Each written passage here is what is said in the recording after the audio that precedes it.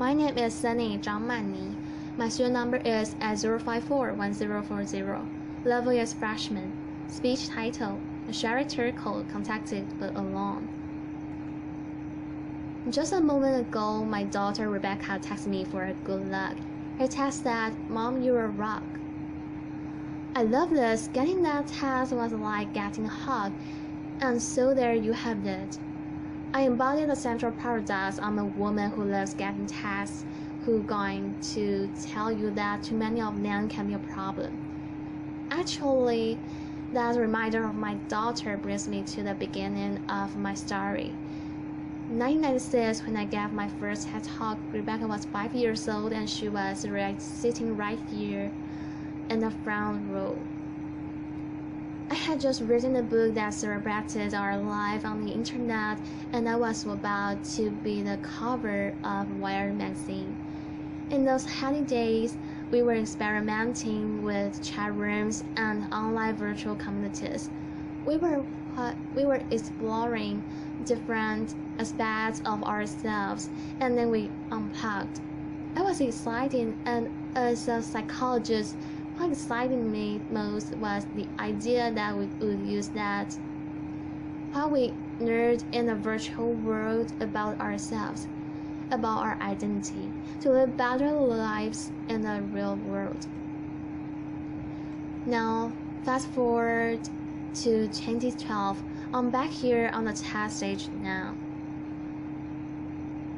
My daughter's 20. She's a college student. She sleeps with her cell phone, so do I. And I've just written a new book, but this time it's not one that will get me on the cover of Wired magazine. So what happened? I'm still excited by technology, but I believe, and I'm here to make the case, that we're letting it take us places that we don't want to go. Over the past 15 years, I've studied technologies of mobile communication, and I've interviewed hundreds and hundreds of people, young and old, about their point in lives. And what I've found is that our little devices, those little devices in our pockets, are so psychologically powerful that they don't only change what we do, they change who we are. Some of the things we do now with our devices are things that only a few years ago we would have found odd or disturbing, but they have quickly come to seem familiar, just how we do things. So just to take some quick examples. People text or do email during corporate board meetings. They text or and shop and go on Facebook during classes, during presentations, actually during all meetings. People talk to me about the important new skill of making eye contact while you're texting. Laughter. People explain to me that it's hard, but that it can be done. Parents text and do email at breakfast and at dinner while their children complain about not having their parents' full attention. But then these same children deny each other their full attention. This is a recent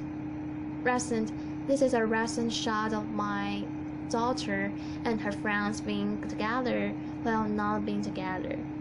And we even test at funerals. I studied this. We remove ourselves from our grief or from our reverie, and we go into our phones. Why does this matter? It matters to me because I think we're setting ourselves up for trouble. Trouble certainly in how we related to each other, but also trouble in how we related to ourselves and our capacity for self-reflection. We're getting used to a new way of being alone together. People want to be with each other, but also elsewhere, connected to all the different places they want to be. People want to customize their lives. They want to go in and out of all the places they are because the thing that matters most to them is control over where they put their attention. So you want to go to that board meeting, but you only want to pay attention to the bits that interest you. And some people think that's a good thing, but you can end up hiding from each other even as we're all constantly connected to each other. A 50-year-old businessman lamented to me that he feels he doesn't have colleagues anymore at work. When he goes to work, he doesn't stop by to talk to anybody. He doesn't call. And he says he doesn't want to interrupt his colleagues because he says they're too busy on their email. But then he stops himself and he says, I'm not telling you the truth.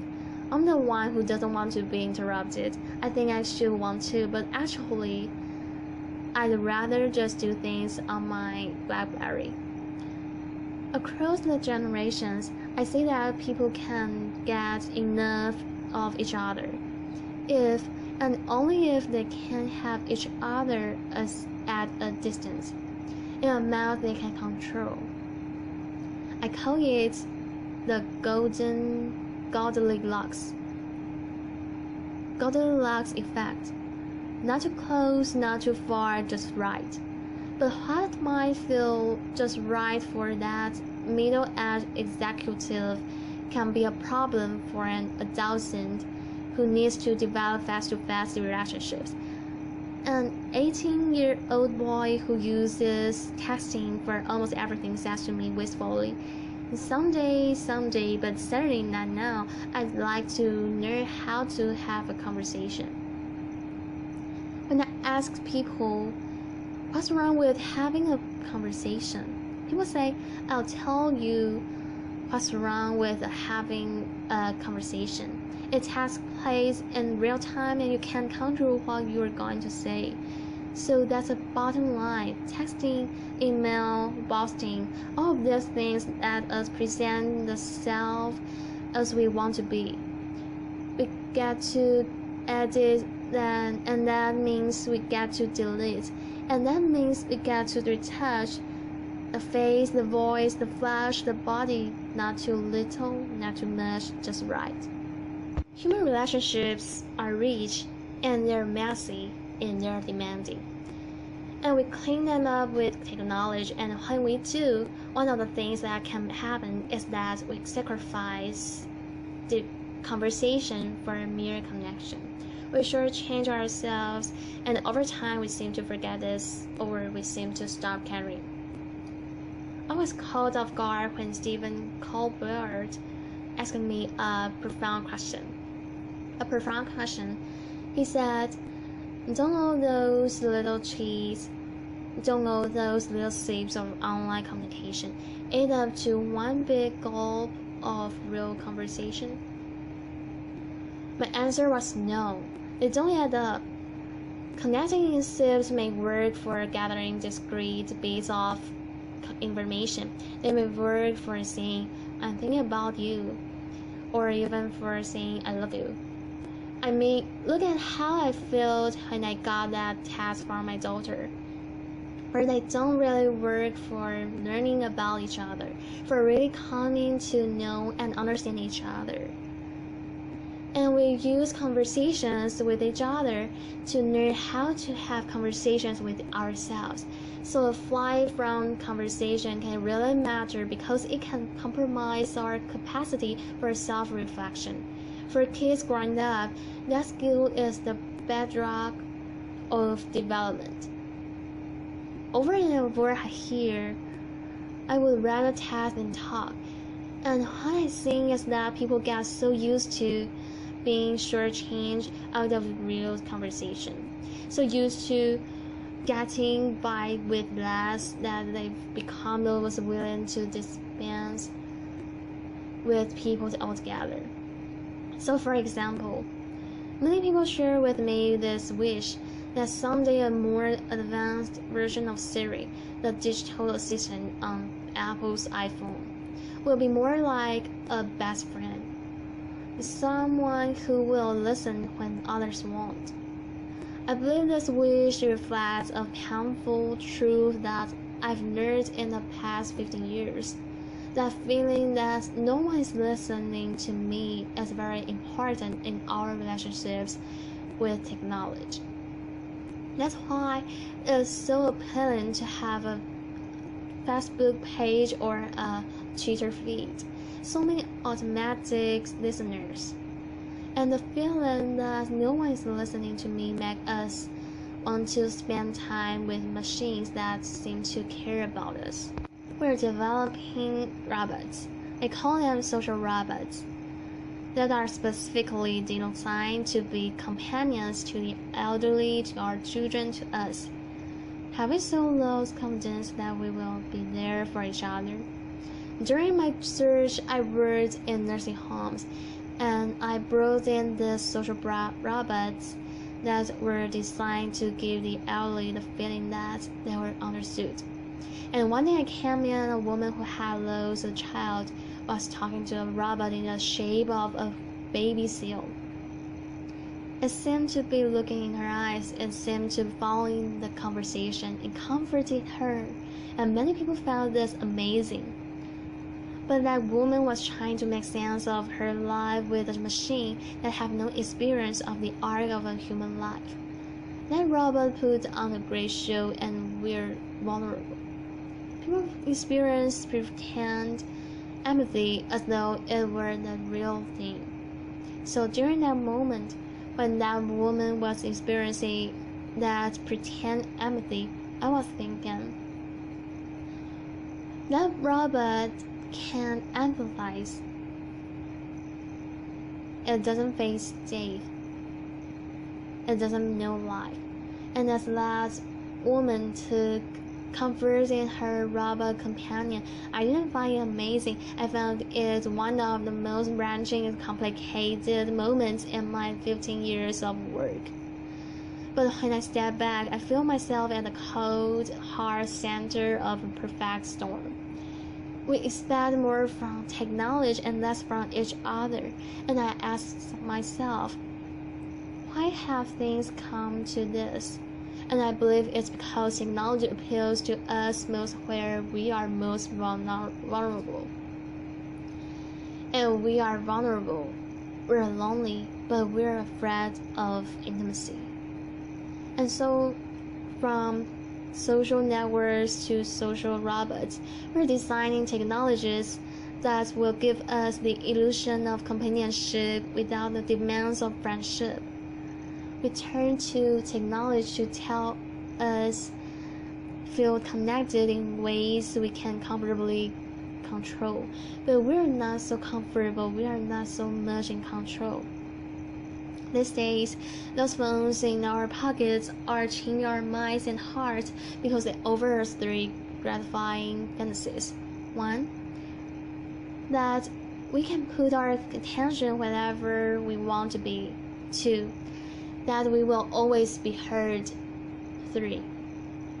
That we will never have to be alone. And that third idea, that we will never have to be alone, is central to changing our psyches. Because the moment that people are alone, even for a few seconds, they become anxious, they panic, they fidget, they reach for a device. Just think of people at a checkout line or at a red light. Being alone feels like a problem that needs to be solved, and so people try to solve it by connecting. But here, connection is more like a symptom than a cure. It expresses, but it doesn't solve an underlying problem. But more than a symptom, constant connection is changing the way people think of themselves and shaping a new way of being. The best way to describe it is, I sure therefore I am. We use technology to define ourselves by sharing our thoughts and feelings even as we are having them. So before it was, I have a feeling I want to make a call. Now it's, I want to have a feeling I need to send a text. The problem with this new regime of I sure therefore I am is that if we don't have connection, we don't feel like ourselves. we almost don't feel ourselves. So what do? We connect more and more, but in the process we set ourselves up to be isolated. How do we get from connection to isolation? You end up isolated if you don't cultivate the capacity for solitude, the ability to be separate to gather yourself. Solitude is where you find yourself so that you can reach out to other people and form real attachments. When we don't have the capacity for solitude, we turn to other people in order to feel less anxious or in order to feel alive. When this happens, we are not able to appreciate who they are. It's as though we are using them as a spare part of support our fragile sense of ourselves. We slip into thinking that always being connected is going to make us feel less alone, but we're at risk. Because actually, it's the opposite that's true. If we're not able to be alone, we are going to be more lonely. And we don't teach our children to be alone, they're only going to know how to be lonely. When I spoke at TED in 1996, reporting on my studies of the early virtual communities, I said, those who make the most of their lives on the screen come to it in a spirit of self-reflection. And that's what I'm calling for here now. Reflection, and more than that, a conversation about where our current use of technology may be taking us, how it might be costing us. We're smitten with technology, and we're afraid like young lovers that too much talking might spoil the romance. And it's time to talk. We grew up with digital technology, and so we see it as all grown up. But it's not. It's early days. There's plenty of time for us to reconsider how we use it, how we build it. I'm not suggesting that we turn away from our devices, just that we develop a more self-aware relationship with them, with each other, and with ourselves. I see some first steps. Start thinking of solitude as a good thing. Make room for it. Find a way to demonstrate this as a value to your children. Create sacred spaces at home, the kitchen, the dining room, and reclaim them for conversation. Do the same thing at work. At work, we are so busy communicating that we often don't have time to think, we don't have time to talk about the things that really matter. Change that. Most important, we all really need to listen to each other, including the boring bits. Because it's when we stumble or hesitate or lose our words that we reveal ourselves to each other. Technology is making a bid to redefine human connection, how we care for each other, how we care for ourselves, but it's also giving us the opportunity to affirm our values and our direction. I'm optimistic. We have everything we need to start. We have each other, and we have the greatest chance of success if we recognize our vulnerability. Then we listen when technology says it will take something complicated and promises something similar. So in my work, I hear that life is hard, relationships are filled with risk, and then there's technology. Similar, hopeful, optimistic, ever young. It's like calling in the cavalry. And add campaign promises that online and with avatars, we can finally love your friends, love your body, love your life, online and with avatars. We're drawn to virtual romance, to computer games that seem like worlds, to the idea that robots will someday be our true companions. We spend an evening on the social net instead of going to the pub with friends. but our fantasies of substitution have taught us.